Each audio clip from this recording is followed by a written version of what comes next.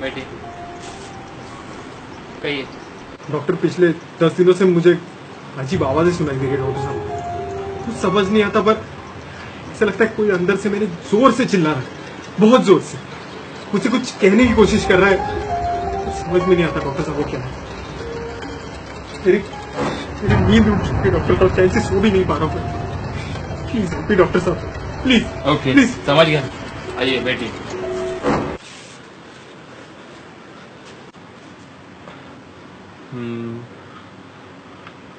आकर ये okay.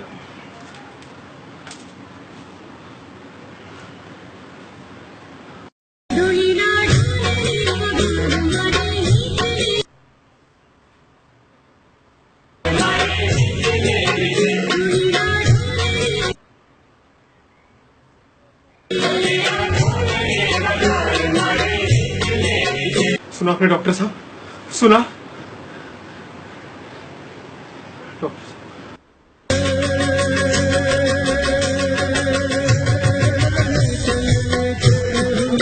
Doctor साहब, आपको भी ये है क्या?